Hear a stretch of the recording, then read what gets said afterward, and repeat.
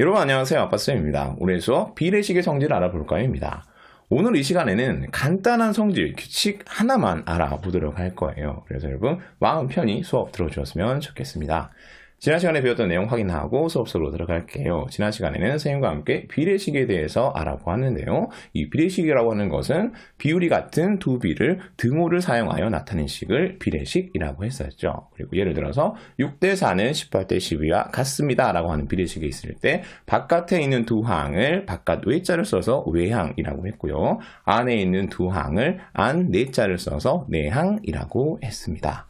자, 그러면 오늘 수업 속으로 들어가 보도록 하겠습니다. 교과서 78쪽입니다.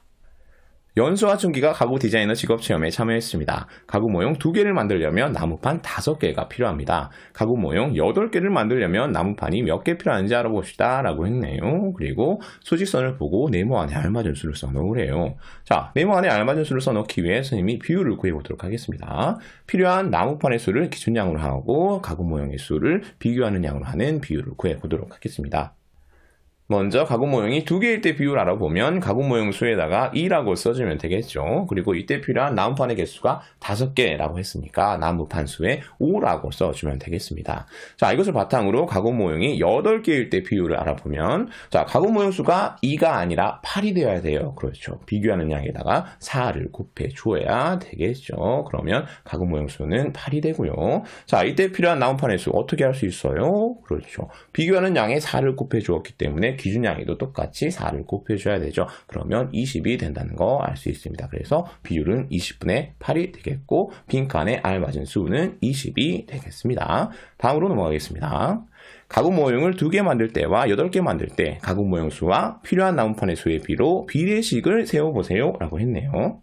자, 비례식을 세워보라고 했기 때문에 비율이 같은 두 비를 찾고 등호로 연결시켜주면 되겠죠. 먼저 어떻게 비를 써야 하는지 알아보면 가구 모형 수 대 필요한 나무판의 수가 되겠죠. 자, 이제 가구 모형이 2개일 때 비를 한번 세워보도록 하겠습니다. 가구 모형 수에 2라고 써주고 필요한 나무판 수에 5라고 써주면 되겠죠. 자, 그리고 가구 모형 8개일 때 비를 써주면 가구 모형 수에 8이라고 쓰고 필요한 나무판의 수에 20이라고 써주면 되겠습니다. 자, 이 두 비의 비율은 같았죠. 그래서 등호로 두 비를 연결해주면 비례식을 세우게 되겠습니다. 다음으로 넘어가겠습니다. 비례식에서 외항의 곱은 얼마인가요? 자, 외항, 바깥 외자를 써서 바깥에 있는 항이었죠. 2와 20이 되겠습니다. 두 수를 곱하면 40이 되겠죠.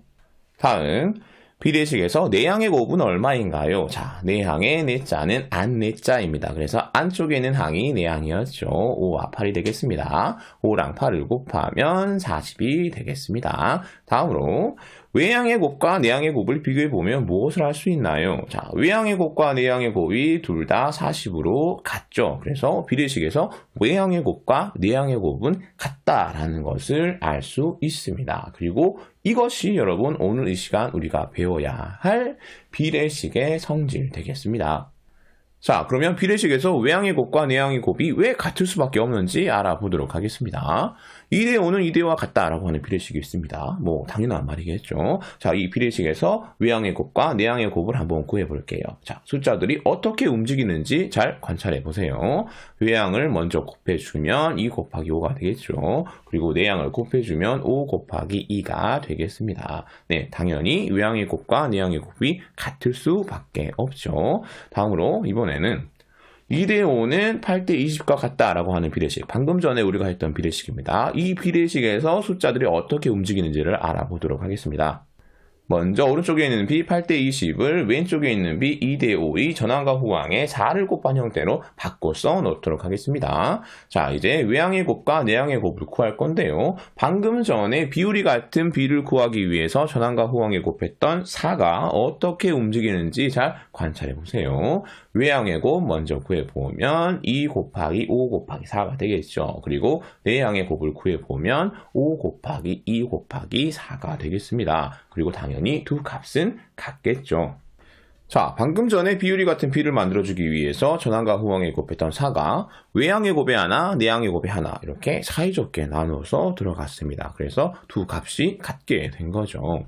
여기서 우리가 알 수 있는 것은 비례식을 세울 때 비율이 같은 비를 만들어주기 위해서 전항과 후항에 0이 아닌 어떤 수를 곱하거나 나누어 주게 되면 그 곱하거나 나누어 준 수는 외항의 곱과 내항의 곱에 사이좋게 하나씩 들어가게 된다라고 하는 것이죠. 그래서 비례식에서 위항의 곱과 내항의 곱은 같을 수밖에 없습니다.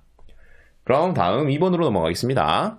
지혜는 가로가 15cm인 책상 모형을 만들었습니다. 책상 모형과 실제 책상의 길이의 비가 1:9라면 실제 책상의 가로는 얼마인지 알아봅시다 라고 했네요. 그리고 실제 책상의 가로를 네모라고 하고 책상 모형과 실제 책상의 길이의 비와 책상 모형과 실제 책상의 가로의 비로 비례식을 세워보래요.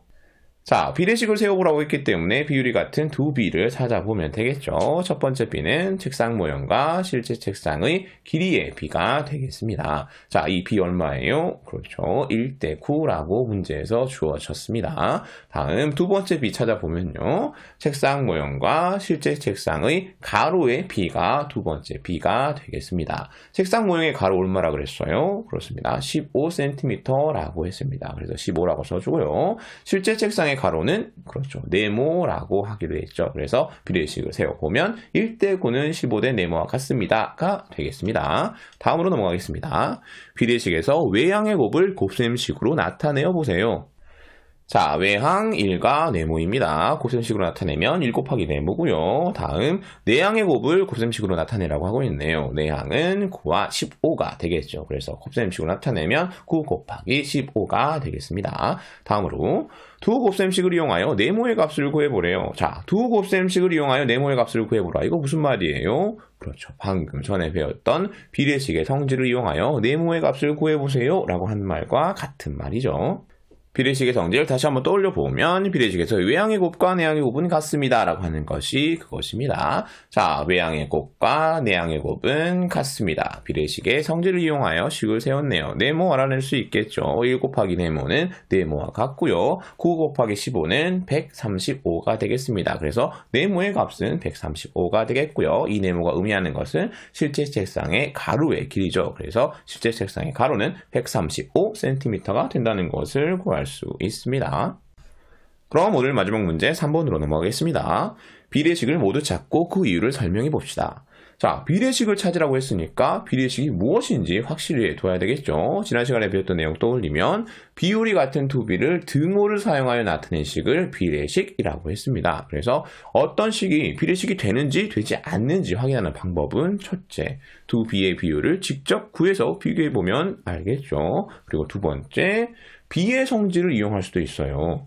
한쪽 비의 전항과 호항에 0이 아닌 어떤 수를 곱하거나 나누어서 다른 쪽 비가 나오는지 알아보기만 하면 되겠죠. 그리고 마지막으로 오늘 이 시간에 배웠던 비례식의 성질을 이용할 수도 있습니다. 외항의 곱과 내항의 곱이 같은지 알아보면 우리가 이 식이 비례식이 되는지 되지 않은지 알 수 있는 거예요. 그럼 왼쪽 위에 있는 3대 8은 9대 24와 같습니다 라고 하는 비례식부터 비례식이 되는지 되지 않는지 살펴보도록 할게요. 자, 첫 번째 방법 사용해 보도록 하겠습니다. 두 비의 비율을 직접 구해 보도록 하겠습니다. 3대 8을 비율로 바꿔주면 8분의 3이 되겠죠. 그리고 9대 24를 비율로 바꿔주면 24분의 9가 되겠습니다. 자, 그런데 24분의 9 약분이 되죠. 약분하면 8분의 3이 되어서 두 비의 비율이 같구나. 이 식은 비례식이 맞구나 라고 하는 거 알 수 있습니다. 다음 오른쪽에 있는 15대 6은 5대 3과 같습니다 라고 하는 식이 비례식이 되는지 확인해 보도록 하겠습니다. 이번에는 비의 성질을 사용해 볼게요. 전항인 15가 5가 되었기 때문에 전항을 3으로 나누어 주었구나 라고 하는 거 알 수 있죠. 비율을 유지하기 위해서는 후항인 6도 똑같이 3으로 나누어 줘야 됩니다. 그런데 6 나누기 3은 3이 아니라 2죠. 그래서 이 식은 비례식이 아니네 라고 하는 거 알 수 있습니다. 다음 왼쪽 아래 4대 9는 8대 19와 같습니다 라고 하는 식이 비례식이 되는지 확인하도록 하겠습니다. 이번에는 오늘 배운 비례식의 성질을 사용할게요. 먼저 외항의 곱 구해보면 4 곱하기 19고요. 계산 결과는 76이죠. 다음 내항의 곱은 9 곱하기 8이고 계산 결과는 72가 되겠습니다. 외항의 곱과 내항의 곱이 다르네요. 이 식은 비례식이 되지 않습니다. 자, 마지막 문제도 비례식의 성질 사용하도록 하겠습니다. 외양의 곱은 8 곱하기 7이고요. 계산하면 56이죠. 그리고 내양의 곱은 28 곱하기 2고 계산하면 56이 되겠습니다. 외양의 곱과 내양의 곱이 같네요. 이 식은 비례식이 되겠습니다. 여기까지 해서 오늘 배워야 할 내용 모두 배워보았습니다. 수업 마무리하도록 할게요. 오늘은 선생님과 함께 비례식의 성질을 알아보았는데 비례식이라고 하는 것은 비율이 같은 두 비를 등호를 사용하여 나타낸 식을 비례식이라고 했습니다. 그리고 이 비례식에서 바깥에 있는 항을 외항이라고 했고 안쪽에 있는 항을 내항이라고 했습니다. 그리고 오늘 배운 비례식의 성질은 그렇죠. 비례식에서 외항의 곱과 내항의 곱은 같다라고 하는 것이 비례식의 성질이었습니다. 자, 이것으로 오늘 수업 마치도록 하겠습니다. 모두들 수고하셨습니다. 청출어람 하세요. 안녕. 자, 이렇게 본 수업이 끝났는데요. 오늘 배운 비례식의 성질을 분수랑 좀 연결시켜주고 싶어서 이 뒷부분을 살짝 더 준비를 해 보았습니다. 자, 똑같은 내용이라도 여러 가지 방법으로 이해해 놓으면 훨씬 더 오래 가겠죠. 자, 비례식의 성질, 비율의 분수랑 한번 연결시켜 보도록 하겠습니다.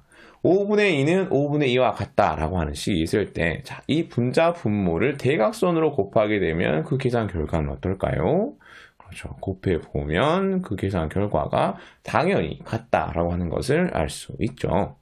자, 그럼 이번에는 오른쪽에 있는 5분의 2의 분모 분자에 4를 곱해서 크기가 같은 다른 형태의 분수로 바꿔준 다음에 대각선으로 곱해주면 어떻게 될까요? 네, 당연히 계산 결과가 같겠죠. 왜? 그렇죠. 20과 8을 원래 형태로 돌려주면 이렇게 되는데 방금 전에 우리가 크기가 같은 분수를 만들기 위해서 분모 분자에 곱했던 4가 나란히 양쪽으로 들어가 있는 것을 확인할 수 있기 때문입니다. 그래서 크기가 같은 두 분수의 분자와 분모를 대각선으로 곱한 결과는 항상 같을 수밖에 없는 거예요.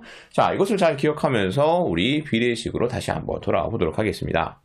자, 2대5는 8대20과 같습니다 라고 하는 비례식이 있을 때 외항과 내항에 표시를 해 놓고요. 비를 비율의 형태로 한번 바꿔보도록 하겠습니다. 그리고 이렇게 방금 전에 했던 것처럼 대각선으로 한번 곱해 볼게요. 어떤 것이 보이나요? 그렇죠. 비례식에서 외항의 곱과 내항의 곱은 크기가 같은 두 분수의 분자 분모를 대각선으로 곱한 것과 같은 의미예요. 그래서 그 계산 결과가 같을 수밖에 없는 겁니다. 자, 이 내용이 크게 중요하거나 한 것은 아닌데요. 오늘 배운 비례식의 성질을 여러 가지 방법을 한번 이해해보자 라고 하는 차원에서 선생님이 준비해 보았습니다. 자, 그러면 오늘 수업 진짜 여기에서 마치도록 하겠습니다. 모두들 안녕.